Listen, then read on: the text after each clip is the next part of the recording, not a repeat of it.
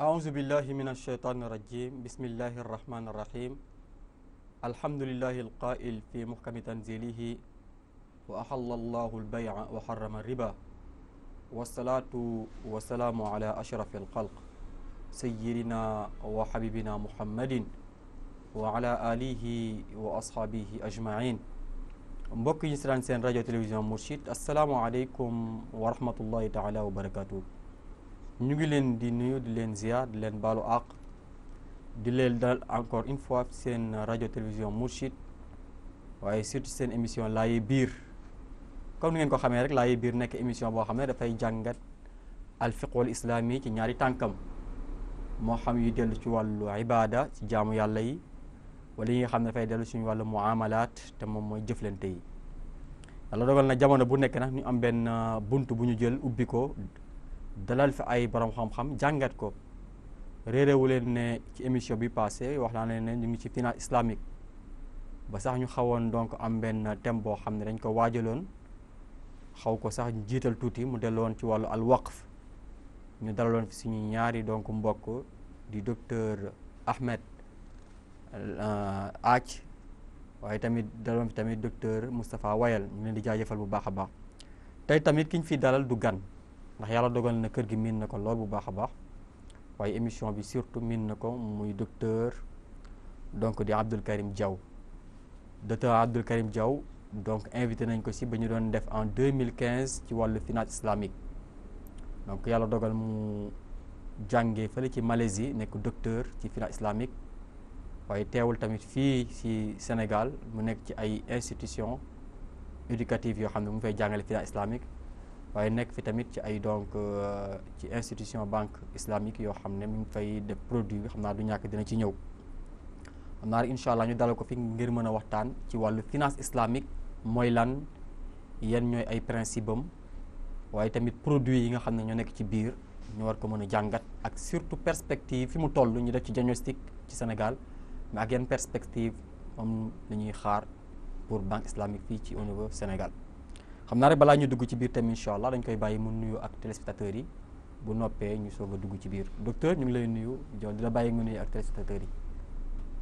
alhamdulilahi rabbil alamin wasalaatu wasalaam ala sayyidil mursalin muhammadan al amin wa alihi wa sahbihi ajmain wa man tabiahum bi ihsan wa daa bi daawatihim ila yawmi ddin rabbi shrah li sadri wa yassir li amri wahlul uqdatan min lisani yafqahu qawli. Oustaz Mbaye ñu ngi lay nuyu. di la ziyaare di nuyu sa techniciens yi. di nuyu aussi auditeurs yi ak téléspectateurs yi. di am mbégte pour dellusiwaat fii. waxtaan ci wàllu finance islamique. ak yi nga xamante ni moo aju ci règle yi. ak fi nga xamante fa la toll. donc vraiment kontaan nañu baax ñaan aussi lépp loo xamante ni wax nañ ko ci émission bi. mu nekk luy jëriñ. askan wi. nekk luy jëriñ aussi ñi nga xam ne auditeurs yi. barakallah fi Oustaz fàttali ma ci ban kii banque nga nekk ci Soria Board bi. waaw xam nga Coris banque internationale dafa am lu ñuy tuddee fenêtre islamique monsieur ñu koy tuddee Coris banque internationale Baraka c'est ça. donc léegi ñoom effectivement dañu amal li ñu tuddee charia board mooy ñoo xam ñooy saytu est-ce que banque bi ni ñuy doxalee dëppoo na ak charia wala déet en tout cas guichet bi waaw donc ci charia board boobu la ñuy nekk waaw barakallah fi jërëjëf donc docteur xam naa mbokk yi rek comme ni ma ko waxee ñu war a waxtaan tey ci wàllu finance islamique réeréwu leen ne donc jëflante mënul ñàkk nit du xëy ba gontu te du jënd wala mu jaay wala mu am benn contrat bu mu nuwee loolu yëpp daf lay woon rek ne dafa bokk suñu dund te yooyu tamit yàlla moo ko tëral am na mu ko tëralee wax ne jaarale leen ko fii te bu leen ko jaarale fii donc je pense que loolu moo waral tey incha allah ñu war a waxtaanee ci wàllu finance islamique comme ni ma leen ko waxee rek donc du jam ci benn émission waaye dinañ ko def ay émissions yu yaatu diversifié jàngat ci yu bëri ci produit yi ni muy doxee ci yan problème la ñuy jànkoonteel je pense que yooyu yëpp rek ñu ngi koy dinañ ko ci ñëw indi benn par benn. xam naa rek docteur dañuy tàmbali parce que mbir bu nekk tamit balaa nga ciy xuus il faut que nga leeral mooy lan mooy tax ñu xam mooy lan waaye tamit lan la doonul tey bu ñu waxee ci at tamwil al islami muy finance islamique lan lañ ko mën déggee docteur. waaw finance islamique ni ñu ko mën a déggee day fekk rek li nga njëkk a wax. muy doomu aadama bi ni ko yàlla mooñee. laa budda mu jëflante. laa budda mu jënd. laa budda mu jaay. laa budda mu denc alalam. ngir ëllëg. laa budda tamit mu soxla ku ko abal wala ku ko lebal. ba jëmbi jamono. ak yi ni mel. loolu jëflante yooyu nga xam ne moo aju ci wàllu alal. loolu la ñuy tuddee finance. kon finance ci boppam xeet yëpp la am. ci jamono yëpp la am ndaxte nit ki moom moo ko soxla moom la noonu la ko yàlla mooñaalee. waaye nag su fekkee dañ ci yokk islamique bi mooy naka la ñuy fexee ba jëflante yooyu ci wàllu alal ak ci wàllu njaay ak wàllu njënd mu bañ a juuyoo. mu bañ a juuyoo ak li nga xam ne moom la charia tëdd. nga gis ni tànn naa baatu bañ a juuyoo. pourquoi parce que maanaam dafa am comme ni nga ko waxee léegi lu ñu tuddee al ibadat ak al muamalat. ibadat mooy lu demee ni ki julli. xam nga julli moom sañoo faxi fële rek nga julli nu la neexee. charia moo lay waxee sooy julli da ngay def lii ak lii ak lii. koor aussi kadaalika. maanaam charia moo lay def da ngay def nii ak nii ak nii. aj màkk kadaalika. bu si nekk rek da ngay taxaw ba charia wax la defal nga def. taxawal nga taxaw. mais su fekkee da nga ñëw ci muamalaat te jëflante ci wàllu alal ci muamalaat lu dugg. foofu charia moom da lay bàyyi ne la nag moytul ma lii rek. moo tax loolu di wane xarañte bi nga xam moo nekk ci charia. parce que su fekkee xool nga lépp lu aju ci wàllu li nu war a naan li nu war a lekk lu war a jëflantee su fekkoon alxuraan dafa war a lim maanaam lekk yi nu war a lekk naan yi nu war a naan et cetera kon xam nga amul benn téere mën a dékk loolu yëpp mais mbir mi demewul noonu parce que foofu principe bi moom mooy dañuy bàyyi doomu aadama bi mu maanaam am liberté fental boppam fekk mi ngi moytu yenn mbir yoo xam ne mu ngi ko lim si sa juróomi baaraam maanaam ni na moytu lii ak lii ak lii soo ko moytoo nag maanaam lu si des yëpp libre nga ci c'est pourquoi mbir mooy naka ngay jëflante ci wàllu alal naka ngay jëflante ci wàllu njënd ak njaay te doo juuyoo ak santaane yi nga xam ne moom la charia santaane wala tere yi nga xam ne moom la charia tere. barakallah donc loolu mooy dolli si wàllu finance islamique. loolu mooy finance islamique muy ëmb donc jënd ak jaay. ak yi nga xam ne ay. jëflante ci wàllu alal leblenteeg denc ak yooyu. waaw léegi nag finance islamique boobu. maanaam day ànd ak jamono. jamono c'est ça. xam nga ñun sunu jamono ji ay banque lañ koy defee. ci ay compagnie assurance lañ koy defee. ci marché financier lañ koy defee ak yu ni mel. nga xamante ni dañuy am ay institutions yu koy defar. mais jamono Yonent bi sallallahu alayhi wasallam ñoom lan daa def ban xeetu finance la.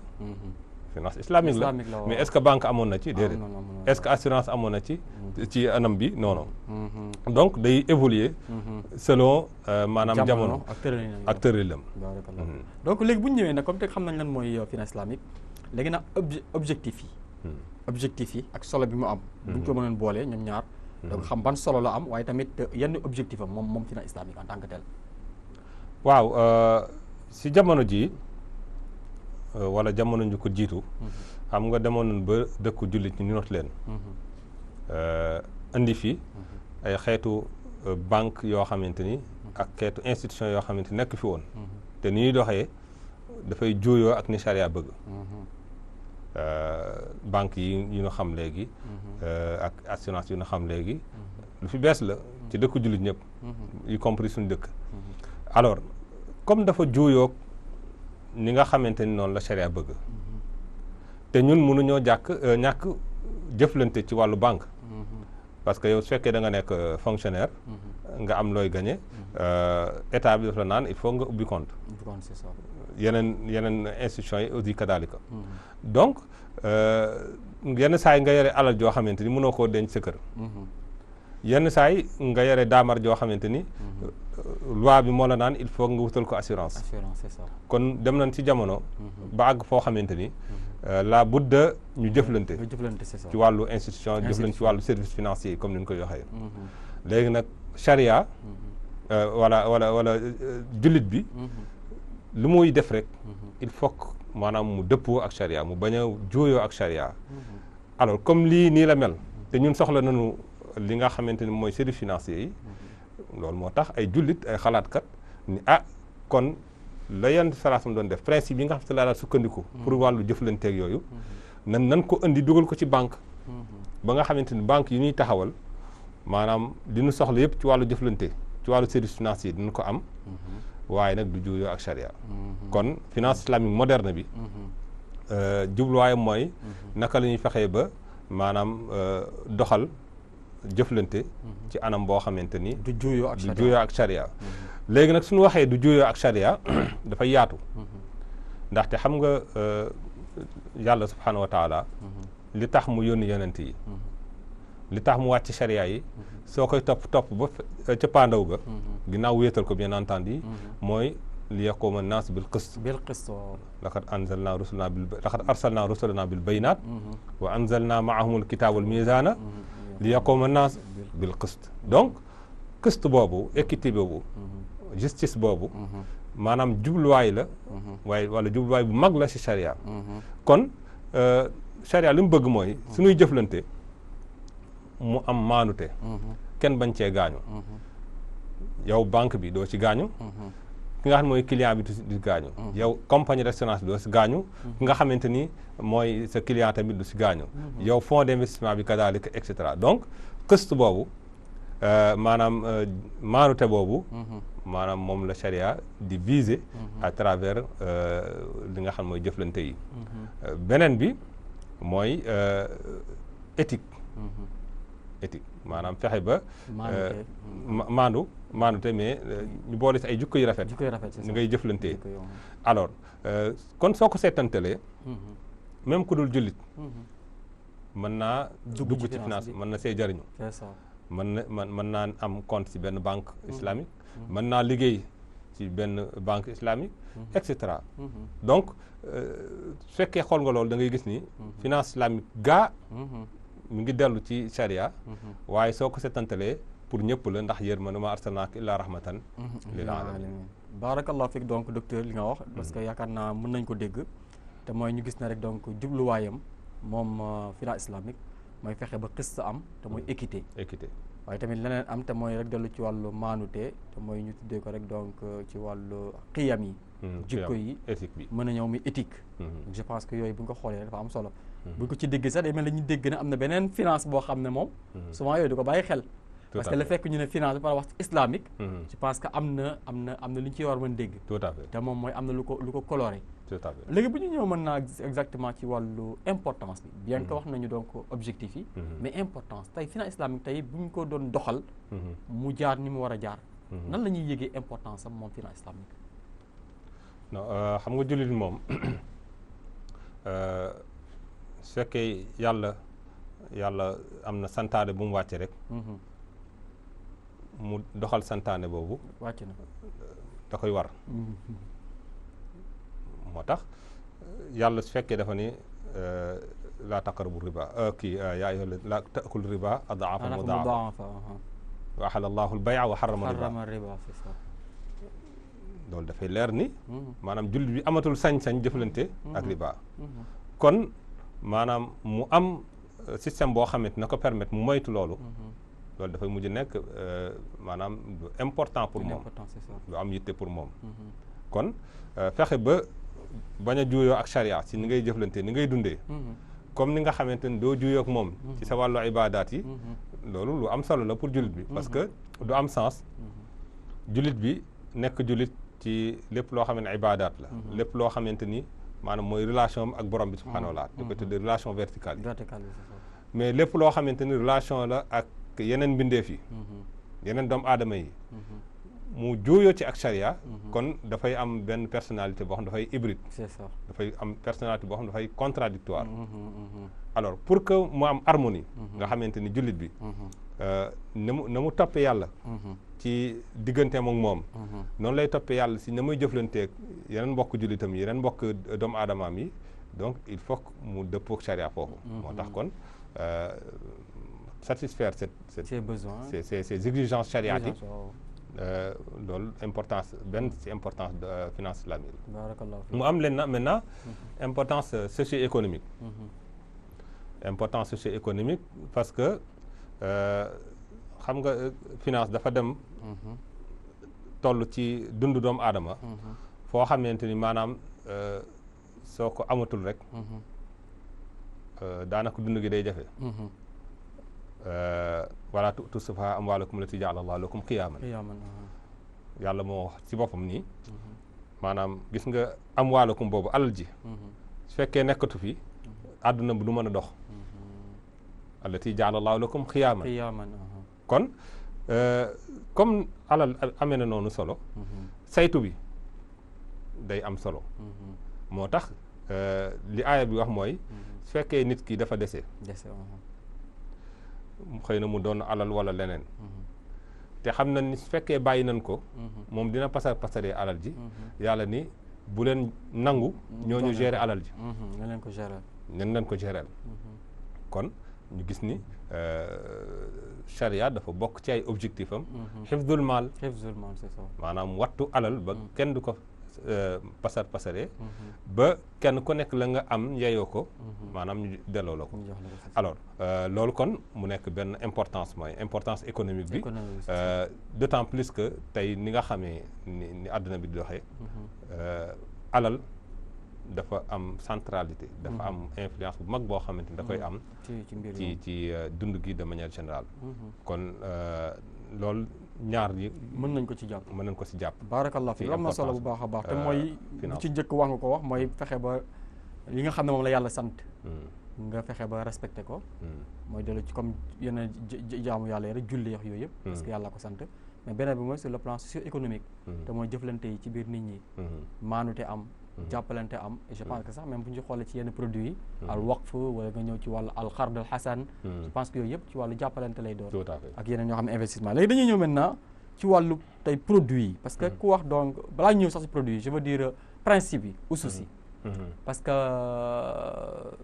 finance islamique je pense que nee nañu finance waa islamique bu ñu waxee islamique cela veut dire que am na lu tax am na luñ koy melal donc tey bu ñu doon xool tey moom ay principe am ci yu mu basé wu mu ngi dawaa biti donc lan lañ ci war a mën a dégg ci finance islamique ay principe maanaam finance islamique am na ay principe yoo xamante ni da koo jagoo maanaam soo demee ci finance beneen bi doo ko fa gis doo ko fa fekk waaw xëy na loolu mooy gën a yomba lim parce que am na yu bëri yoo xam ne nuroo na ko ak beneen finance waaye li nga xamante ni moom la nuroowul moo gën a yomba lim te mën nañ ci tudd maanaam tere gi yàlla subhanahu wa taala tere riba xam nga soo xoolee banque beneen bi wala finance beneen bi riba c'est la lépp sukkandiku soo génnee riba rek banque yooyu daal alors que fii dan la ni maanaam riba dafa xaram ak ni ko yàlla araamalee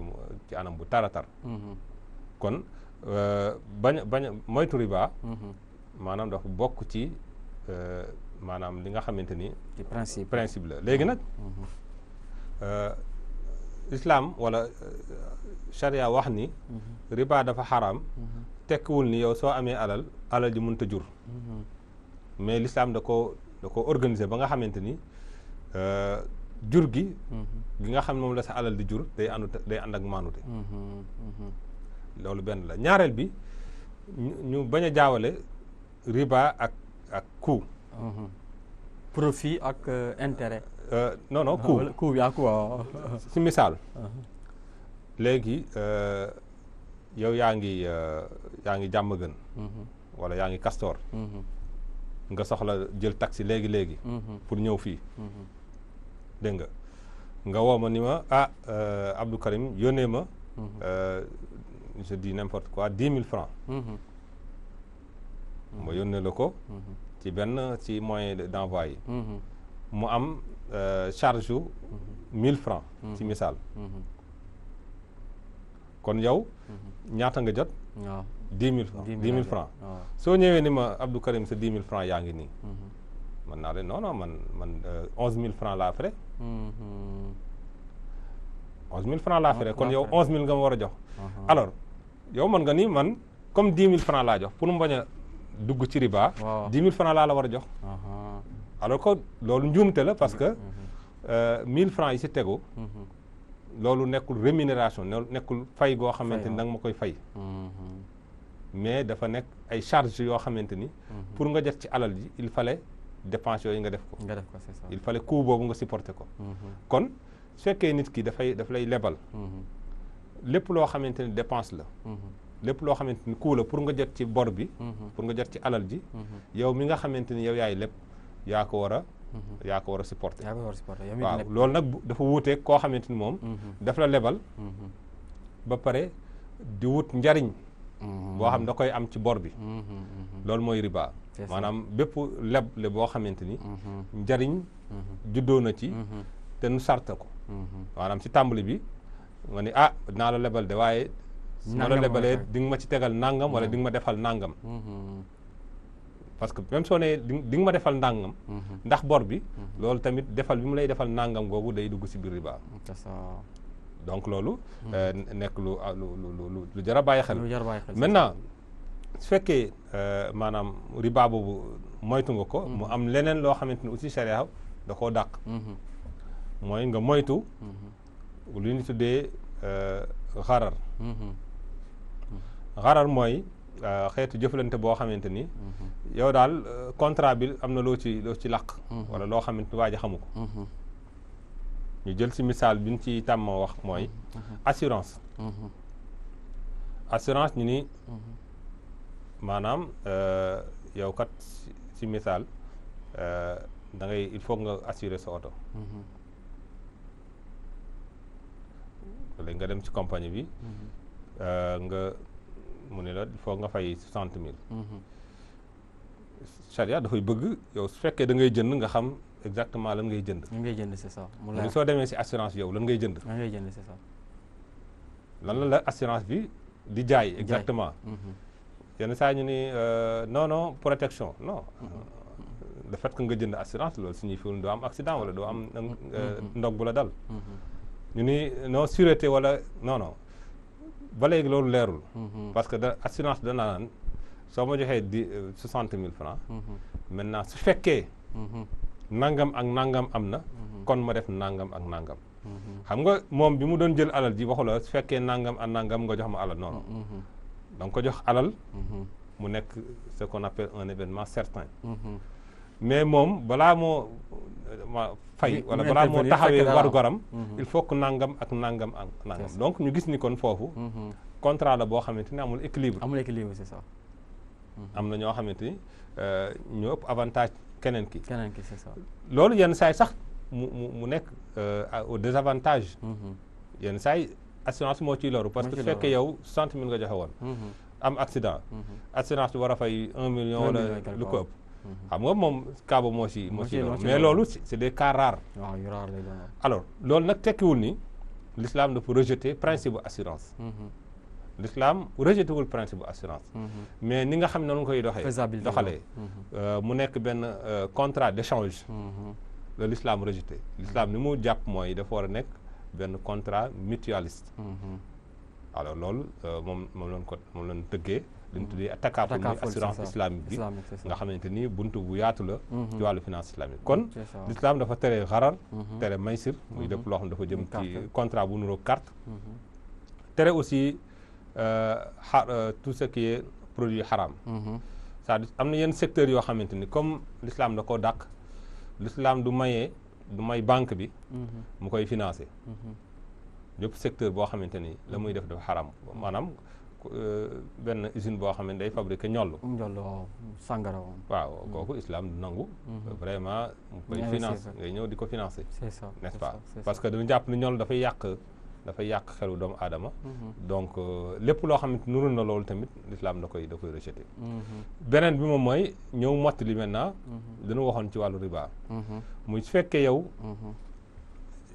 maanaam da nga am sa alal nga bëgg ko ñaxanal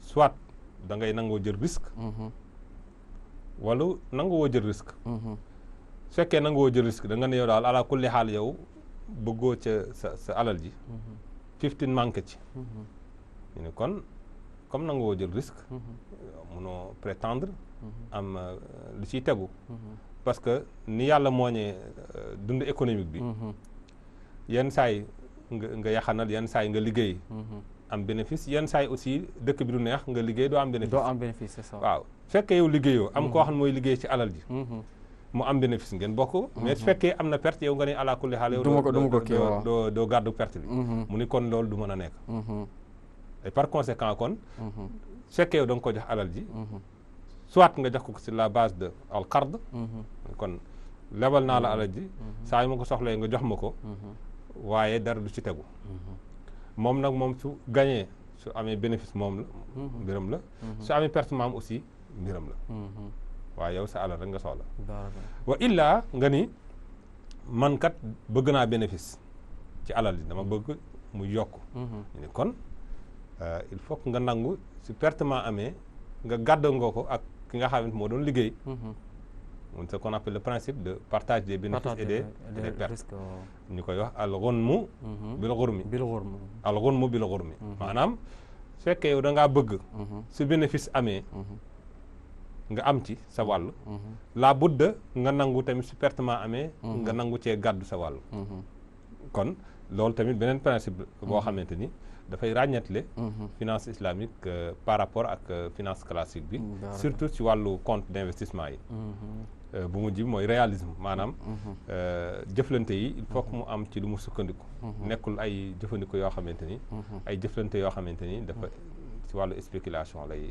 tëdd barakallahu fiik xam naa mbokk yi ñu suivre seen rajo télévision Monsieur tey ñu ngi seen thème ci wàllu laaye biir finance islamique tey ñu dalal fi docteur Abdoul Karim Diaw di waxtaan rek lan mooy finance islamique ak tamit yan ñooy principes yi ak produits yi donc mu mel na docteur yaa ngi ñuy wax léegi rek ci principes yi mais surtout nga def benn genre comparaison boo xam ne si la ñu mën a gisee principe yi en tant que tel jël ci donc tey bu ñu doon jël si finance islamique banque islamique tey bu doon dox tey jël banque classique bi lu ñuy wutee d'abord nga indi ci wàllu riba joxe ci donc exemple bu leer war ne donc l'islam toléré wu ko moo tax loolu tamit nekk loo xam ne principe la ci wàllu finance islamique mais indi tamit wàllu xërar te mooy naxe nga xam ne souvent léeg la ñu def ko léeg-léeg sax mu feeñ ci wàllu assurance ak yeneen c'est pas que donc l'islam dafa bañ en tant que tel assurance bi mais façon bi moom lay xool lan lañ koy jubbante ba du am loru donc je pense que tamit nga am leen lañ ci indi te moom mooy tey investissement l'islam nee na c'est vrai d'accord naa ngeen investir waaye nax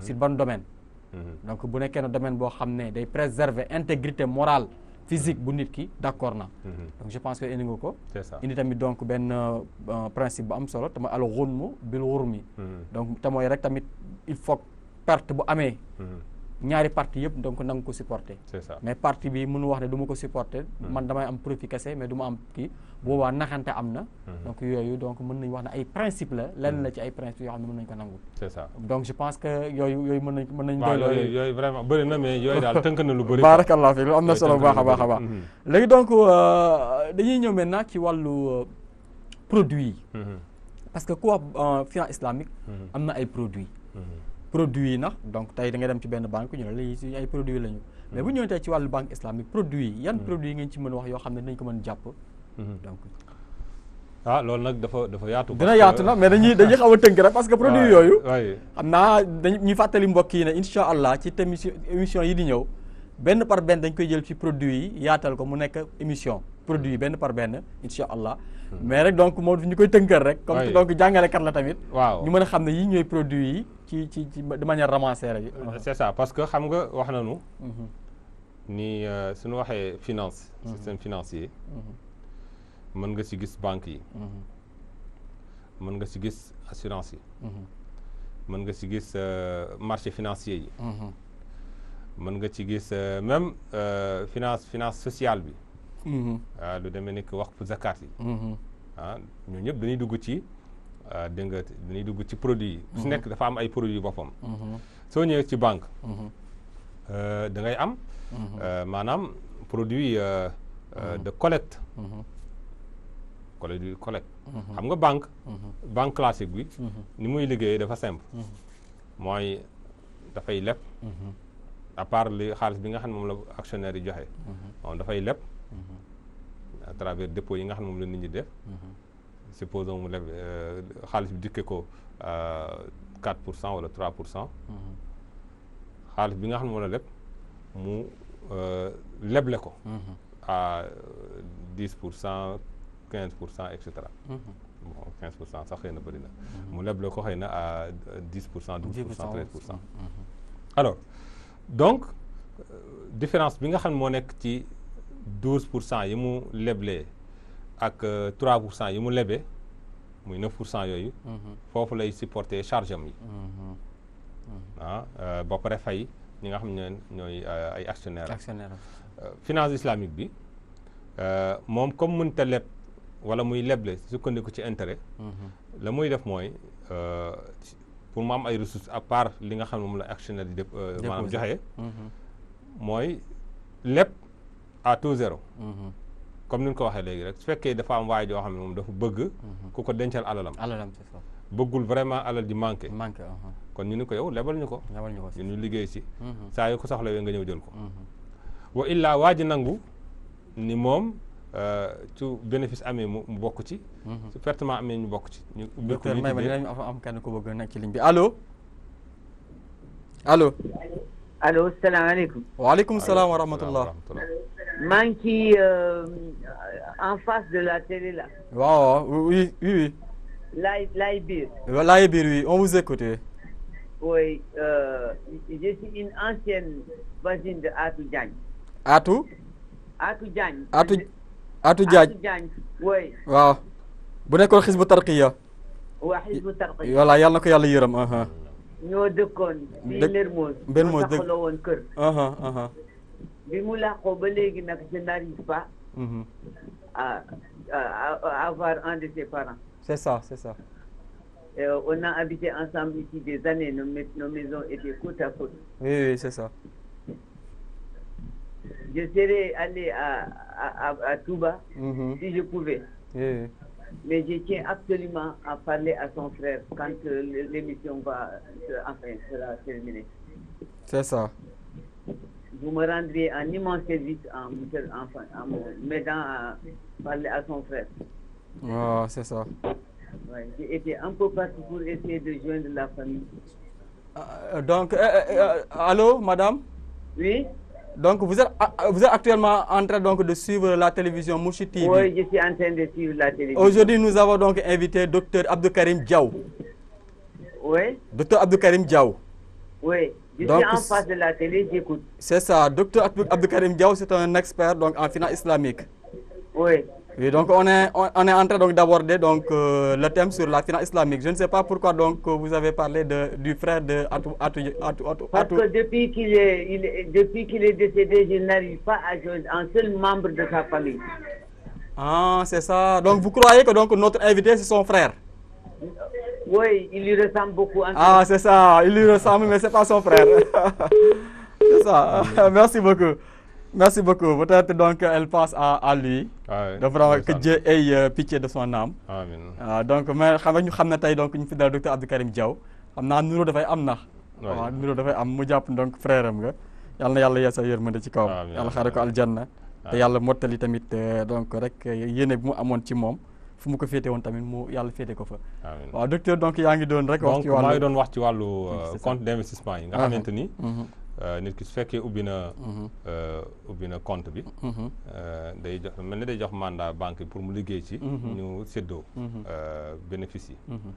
donc loolu banque yu bëri islamique yu bëri ñu ngi koy doxal. ci àdduna bi ba nga xamante ni bokk na ci produit yi nga xamante ni ci la banque di gën a sukkandiku ngir am ay ressources. alors donc wax nañ banque muy jëlee alal. muy jëlee alal bi c'est ça.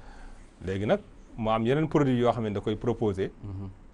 ngir jëfandikoo alal ji nga xam moom la yore.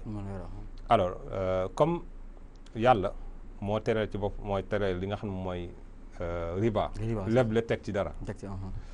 léegi dafa am lu mu joxoñ. ahlallahu al-bay'a wa harrama riba. kon alternative bi yàlla joxe dafay dugg ci wàllu maanaam activité commerciale. moo tax banques yi dañuy def intermédiation boo xam ne ñoom dañ lay jaay ay produits ak ay services. dañ lay jaay ay marchandises ak ay services.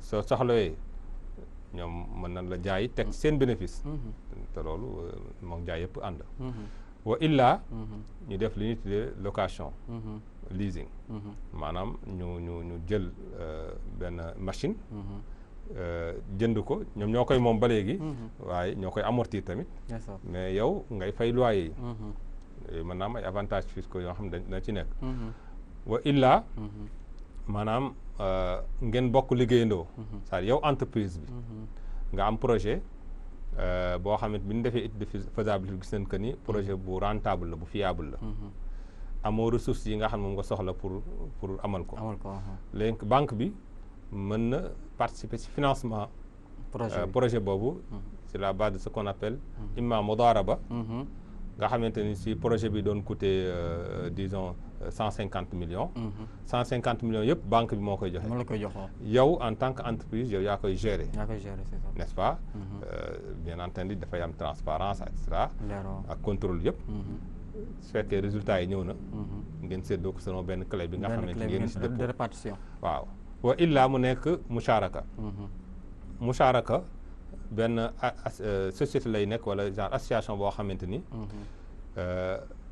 banque bi du indi alal jëpp yow di nga indi sa apport yow entreprise bi di nga indi sa apport en général apport bi mën na dem ba 10% 20% et cetera mais li si ëpp banque bi moo koy indi donc nga liggéey projet bi su fekkee jeexal nga ñu xool résultat bi ngeen là aussi ngeen participer ci wàllu ngeen partager les profits et éventuellement les pertes c'est ça voilà donc loolu ay produits la yoo xamante ni banques yi mën nañ ko utiliser par rapport ak li nga xamante ni mooy soxla yi entreprise yi ak ménage yi ak yooyu yeneen produits yi nga xamante daanaka am na ci banque yëpp te nit ñi di ko soxla soo ñëwee ci finance islamique wala ci banque islamique di nga gis produits yu maaseek yooyu produits yi mais rax si dolli dëppoo ak li nga xam ne mooy charia moom mooy charia bi waaw donc loolu am na maintenant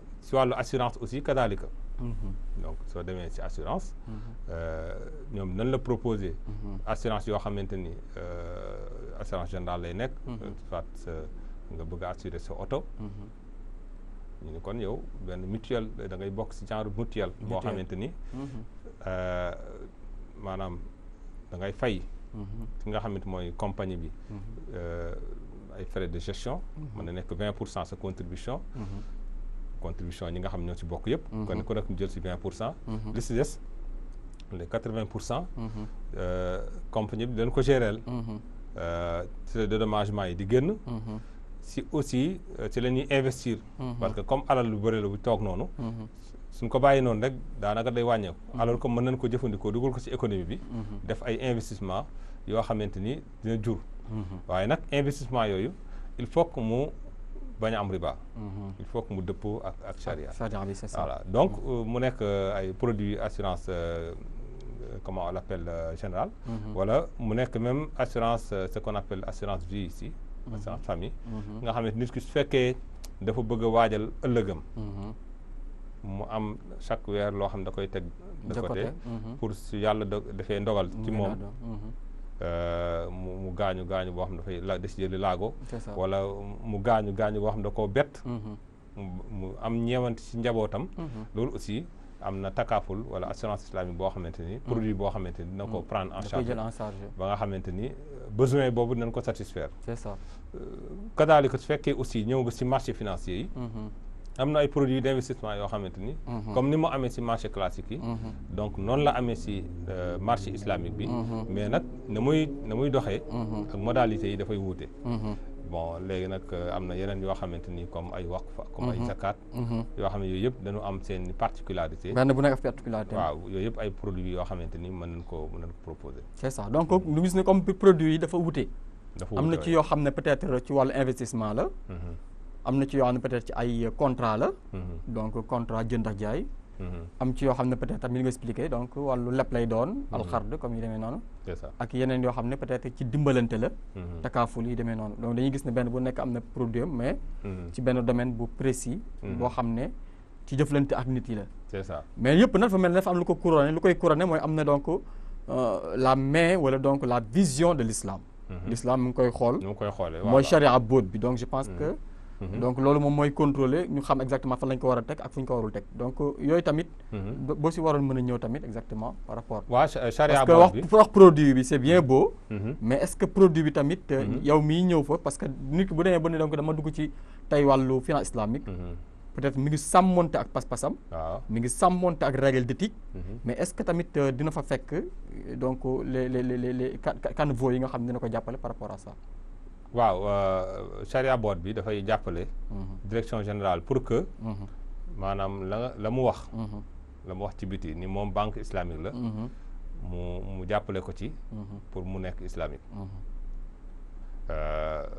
léegi charia board nag moom xëy na mën na bañ a dugg ci yenn détails yi parce que ñoom duñ nekk ay interne ñoom duñ liggéey ci biir banque bi ñoom yenn saa yi ñu daje ñaari yoon ci at mi wala ñetti yoon wala ñeenti yoon extra wala chaque weer ça dépend ci taayu banque bi mais au delà charia board bi banque bi dañu war a am ci seen biir benn département contrôle charia wala auditeur charia wala benn personne boo xamante ni moo koy saytu nga xam ne moom activité yëpp wala opération yëpp moom effectivement dina ko xool bien entendu dafay am ay procédure ay yoon yoo xamante ni ñoom dan si la ñuy wax ni su fekkee yow da nga bëgg a def murabaha nii nga koy defee su fekkee da nga bëgg a def musharaka nii nga koy defee su fekkee da nga bëgg bu compte d'investissement nii nga koy defee contrat yooyu yëpp charia board bi dina ko xool en amont ba gis ni ñu ko waxee de dëppoo na ak charia su fekkee am na loo xamante ni dëppoo ci ak charia moom mu wax ni lii ak lii ak lii dëppoowul ak charia donc defe leen ko nii ak nii léegi moom comme ni ñu ko waxee ci biti lay nekk léegi ki nekk ci biir muy auditeur charia bi wala contrôleur charia bi moom mooy jàppale agent banque yi parce que ñoom seen but aussi war na leen former ba nga xamante ni dinañ am ay notions financières. docteur bàyyi ma jël kii ci ligne bi allo allo. allo. allo oui. asalaamaaleykum. waaleykum salaam wa rahmatullah. allo. allo. allo ñu ngi leen di ziar bu baax. waaw ñu ngi lay delloo ziar baal ñu ngi yëkkati tuuti baat bi tur bi.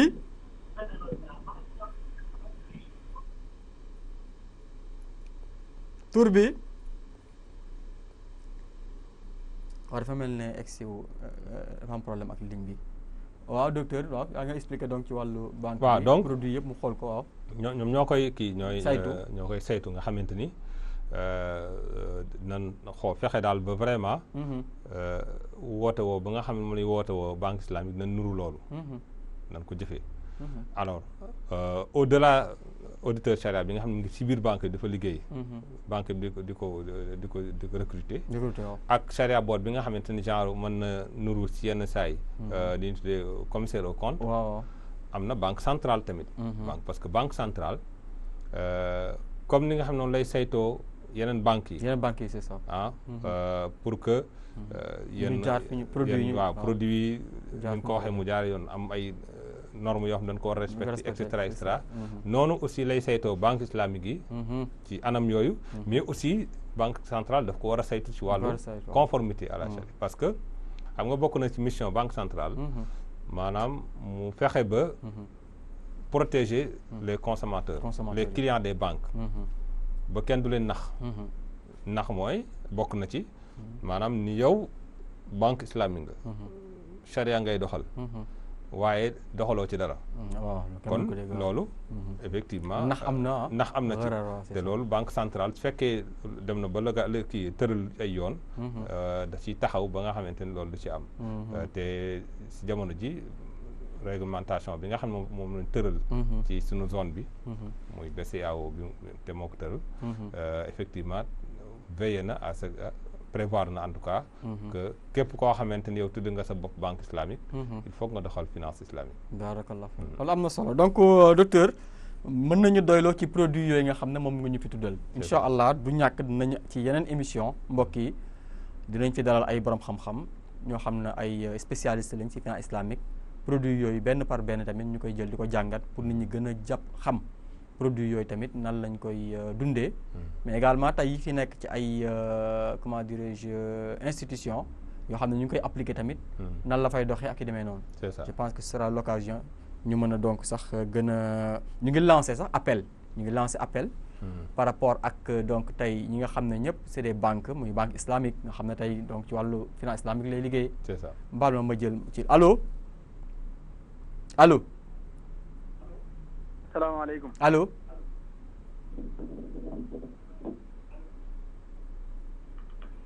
allo asalaamaaleykum. waaleykum salaam wa rahmatullah. waaleykum salaam wa rahmatullah.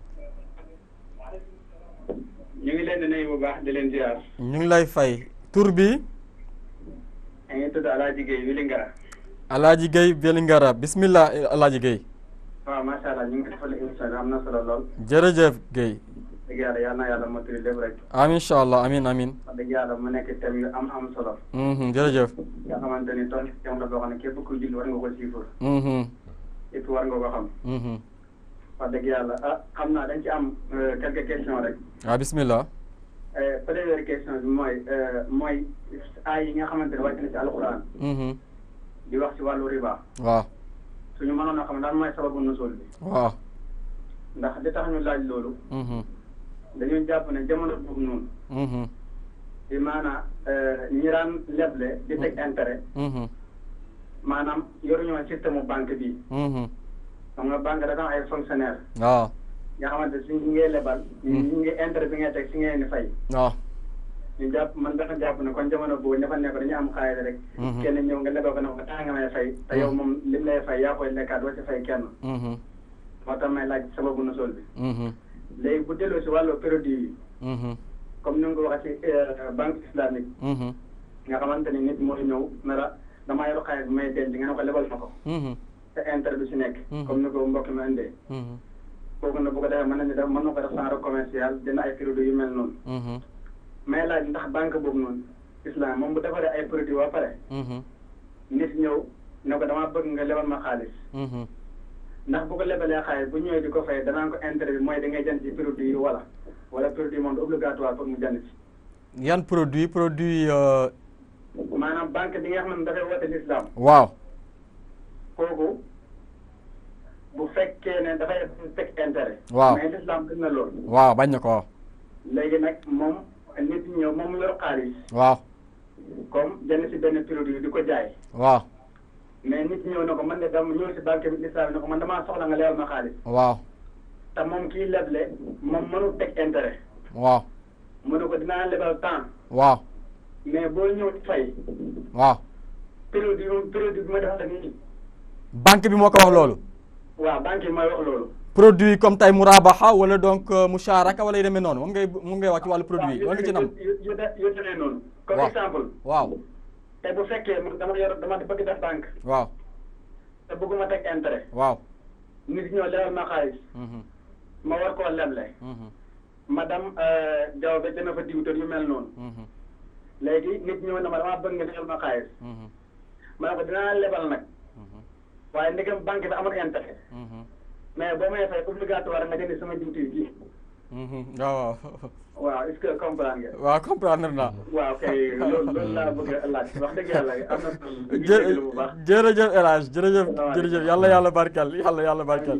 incha allah jërëjëf xam naa incha allah bu ñu jeexal ñu jaar ci rapidement pour mu bañ a xaw a kii tuuti yooyu. barakallah fi El Hadj li mu posé am na solo.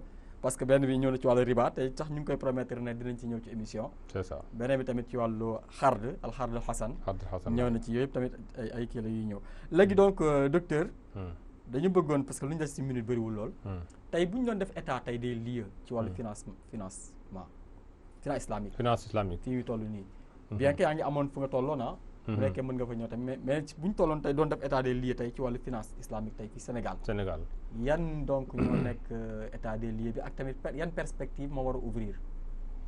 waaw su fekkee état des lieux bi mën nañ ko xool ci wàllu réglementation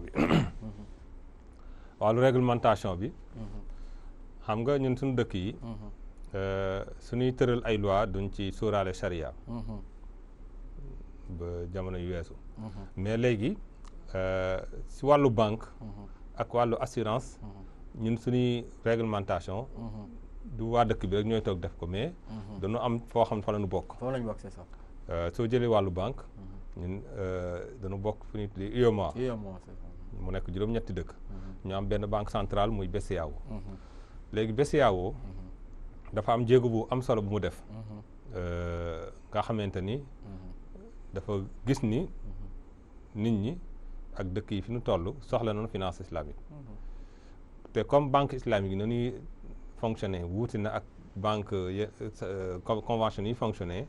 léegi ñu wutal leen benn réglementation boo xamante ni dafa leen jagoo. loolu depuis 2018 ñoom lañ ci taxaw. muy banque islamique yi muy microfinance islamique yi. donc ñu wutal leen réglementation. yoo xamante ni déjà taxaw na xëy na matagul mais am na ay jéego yu ñu si def. loolu beneen wàll gi mooy Sénégal tamit bokk CIMA muy ay mbooloo yu tolloo fukki dëkk ak ñeent ñoo xamante ñoo ànd pour maanaam lépp luy aju ci wàllu réglementation assurance ñoom ñu def ko foofu tamit gis nañ que ni finance islamique am na solo ci dëkk yi am na solo nit ñi amal na solo entreprise yi amal na solo état yi ñu def réglementation boo xam ne day prendre en compte li nga xam mooy finance islamique bi. Sénégal loo xam da koo jagoo moom mooy waqf bi. defe naa la dernière fois jot ngeen ci ñëw discuter voilà donc kon Sénégal am na benn cadre juridique boo xamante dafa jagoo waqf kon loolu mooy tout ce qui est cadre juridique tout ce qui est réglementation des banques des assurances et du waqf su fekkee ñëw nga maintenant ci wàllu marché bi ñi nga xamante ni ñooy joxe finance islamique bi mën nga tudd banque islamique du Sénégal. BS waaw. banque islamique du Sénégal donc ñoom ñu ngi offrir ay produits financiers islamiques. mu am jéego yu am solo yu ñu def ci jamono yi weesu.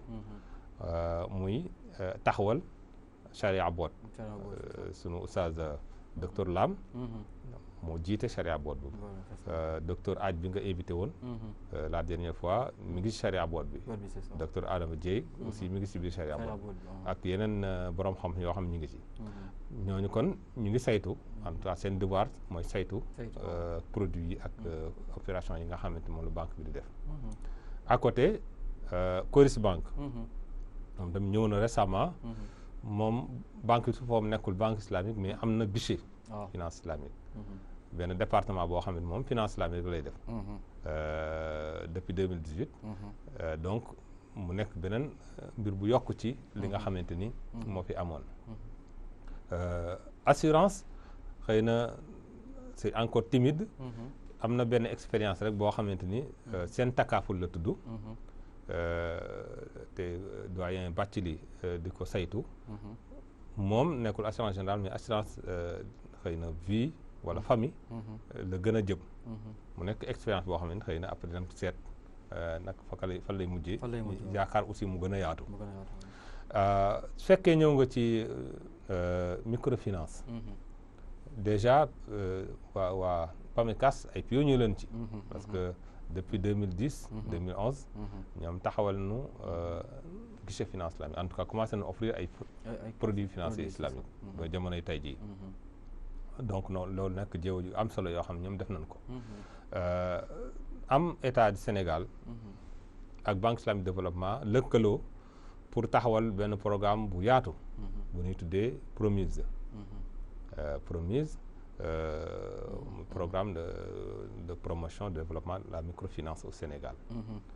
nga xamante ni Promise boobu dafay liggéey ak ay institutions de microfinance. signé ak ñoom ay convention pour que ñoom à leur tour Promise na leen jox alal ñoom ñiy financer nit ñi nga xamante ni dañu am ay projets selon instrument finance islamique selon produit financier islamique. donc loolu nekk benn projet bu am solo parce que alal ji mu toll moo tax. lu toll 47 milliards. mooy kii projet bi. pour 5 ans yi nga xamante moom mooy durée projet bi en tout cas première phase bi. c'est ça. alors donc loolu yëpp di wone que ni marché bi. commencé na am initiative. comme mi ngi avancé ndànk-ndànk xëy na melagul comme ni mu war a mel bon am nañu ay projets yoo xamante ni ñu ngi koy saytu xëy na au niveau de la banque centrale wala au niveau de la direction de la réglementation. Mais pour le moment donc yii ñoo fi taxawagum par rapport ak offre produits financiers islamiques. Bien entendu état bi jot na si def ay jéego ba émettre na ay sukuk. loolu ça lui a permis mu mobiliser ay centaines de milliards ci marché financier bi. waaw nit ñi tamit commencé nañu gëstu si wàllu finance islamique. commencé nañu aussi intéressé wu si wàllu finance islamique. ci wàllu njàng mi. ci wàllu njàng mi. am na ay écoles yoo xamante ni. ñu ngi koy jàngale.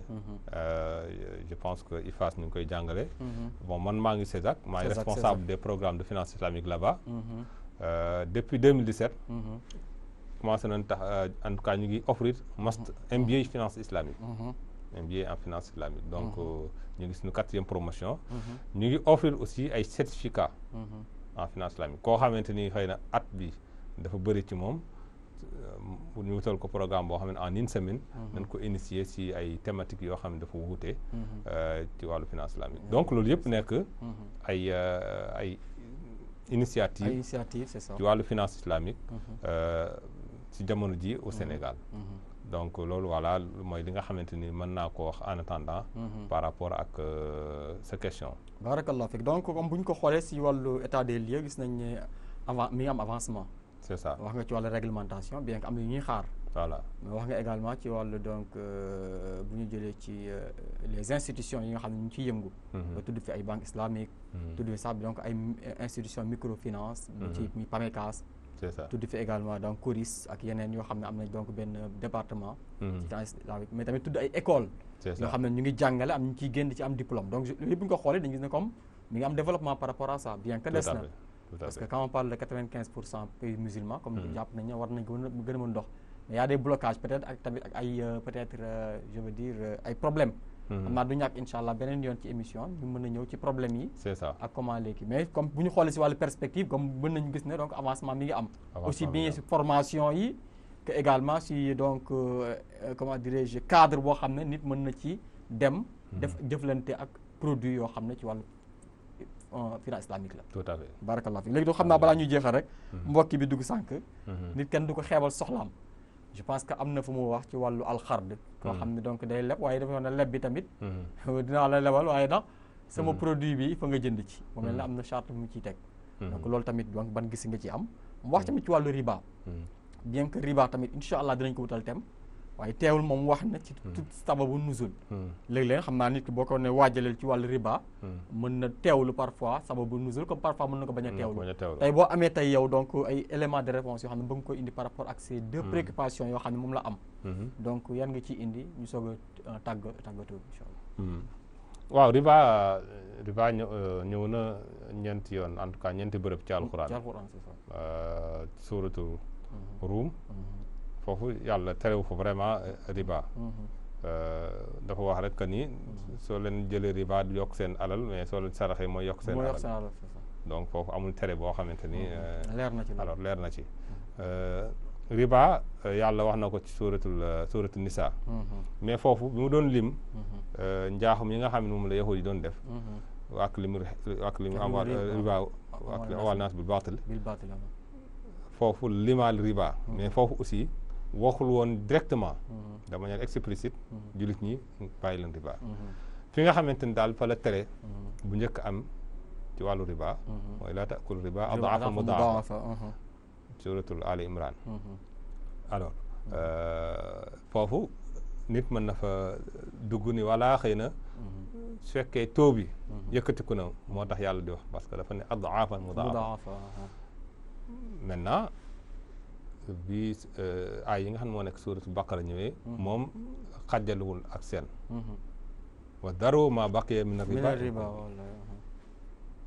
fa in tubdu falakum ru'uusu amwaalikum laa tadlimuuna wa laa tuzlamuuna kon yooyu nga xamante ni moom lañ dajale ci ay aaya moo traité riba mais si mujjee wàcc mooy yi nekk suratul baqara daf ko kii xaraamal définitivement mu leer kon wa xarama riba n'est-ce pas kon asbaabu nuzul bi comme ni ko fokaay wala usul yoon di waxee wal ibratu bi umumi laf bi laa bi xusus sabab fii yàlla bi muy wax dafa araamal riba de manière définitive kon jaratul ñi wax ni si contexte bii la ko araamalee par conséquent banques yi nangam non non yàlla dafa araamal riba ba tax jamono à travers l'histoire daanaka jullit ñi dëppoo nañ ko ni di dafa xaraam sans pour autant se référer au comment on l'appelle sabab nuzul léegi beneen bi mooy léegi da ngay lebal banque bi alal nga déposé ko ba pare bëgg ko wutal charte mais loolu day dugg ci kullu qardin jarra naf'an bi chartin fa huwa riba donc mooy naa la lebal waaye yow tamit il faut nga defal ma lii mooy li ñu doon wax sànq kon loolu du mën a sotti léegi par contre su fekkee yow ubbi nga compte banque islamique nga ubbi sa compte ci banque islamique comme ni ñu ko waxee sànq yow nga ni daal man bëgguma jël benn risque dama koy ubbi bàyyi foofu sama alal saa yi ma ko soxlawee jël ko banque bi nag yow soo ko jëfandikoo lu la si mën a fekk yow la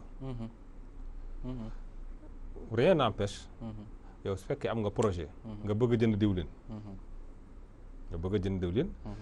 mais xam nga yow soxla woo xaalis bi parce que li nga soxla mooy diwlin en fin de compte soo ñëwee si banque islamique moom day jëflanteeg yow comme kuy jënd ak kuy jaay moom banque mooy jënd jaayaat la comme ni nga xamante ni yow soo demee da ngay dem si grossiste nga jënd grossiste bi teg ci bénéfice am jaay la banque bi tamit noonu lay taxawee moom day jënd diwlin bi jaayaat la ko la ci yokk mooy xëy na grossiste bi mën na la jox délai 1 mois nga pour nga fay lépp mais banque bi mën na la ko maanaam tàllalal allongel ci ay weer wala ci ay at selon termes yi nga xam ne ngeen dëppoo donc c'est pourquoi ici banque bi day allier li nga xamante ni moom mooy njaay mi ak financement bi n'est-ce pas donc na la jaay mais defal la facilité de paiement c'est ça voilà te boobaa donc dañ koy accepter barakallah fay donc yan kàddu ngay jeexee daf ñu ci mais bég ci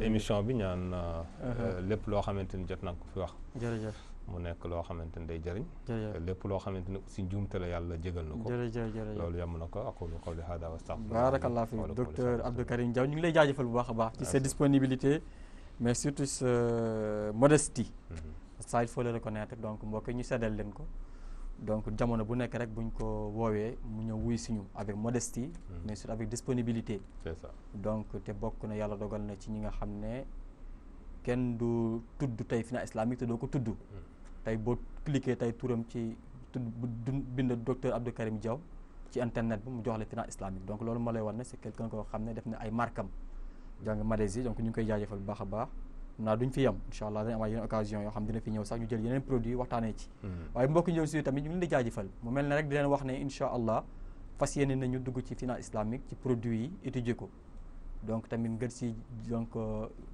baaxante ak nit ñi ci wàllu rek tey mu nekk muamala boo xam ne tey mënul ñàkk te jullit ñi war nañ ci jéem sóobu waaye xam tamit nan lañ ko war a defee ak produit bu mu mënti doon donc bu boobaa tamit ñu ngi ci woo tamit partenaires yëpp donc dinañ yëgal ne donc télévision Mourchid ubbi na ay buntam moo xam partenariat ci école yeex moo xam ci donc les microfinances ñoom ñëpp rek pour au moins par rapport ak finance islamique bi ñu dugg te incha allah fas yéene nañu mu dem ci ay weer donc ñu leen ci tàllal suñu loxo ci partenariat ci sponsoring ak lu mënti doon rek incha allah xam naa rek di leen jox rendez-vous ci beneen émission ak beneen gan ak beneen thème inna ila rabbika al muntaha wa salaamu aleykum wa rahmatullahi taala wa barakatuhu docteur